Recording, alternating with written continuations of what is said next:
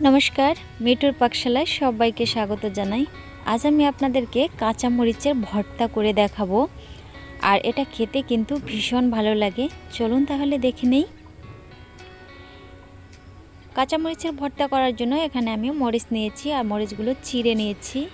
एकटा मिडियाम साइजेर पेঁয়াজ कुचि करे नियेछि, रसुन नियेछि सेटाओ आमी कुचि करे रेखेछि और नियेछि लेबू।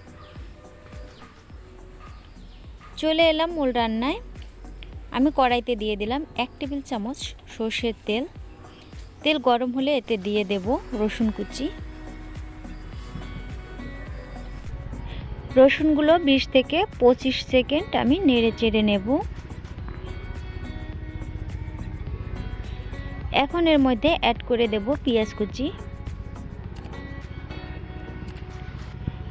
एरपर रसुन और पेঁয়াজ आमी एकटू ब्राउन करे भेजे नेब।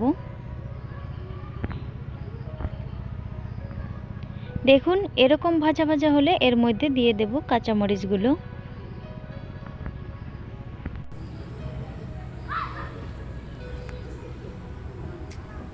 एबार सबकिछु एकटू मिशिए नेब।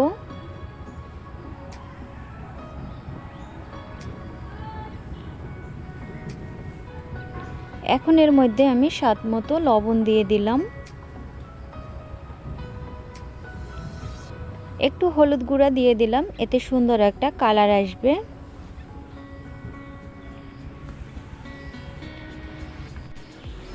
এবার সবকিছু 2 থেকে 3 মিনিট লো আঁচে ভেজে নেব। দেখুন এরকম করে ভেজে নিয়েছি, এতে মরিচ অনেকটা নরম হয়ে গেছে। এবার আমি ঢাকা দিয়ে দেব 2 মিনিটের জন্য। এভাবে ঢাকা দিয়ে রান্না করলে মরিচ আরও একটু নরম হয়ে যাবে।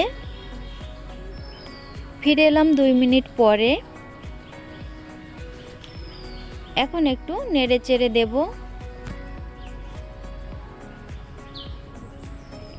মরিচগুলো কিন্তু খুব ভালো মতো ভাজা হয়ে গেছে।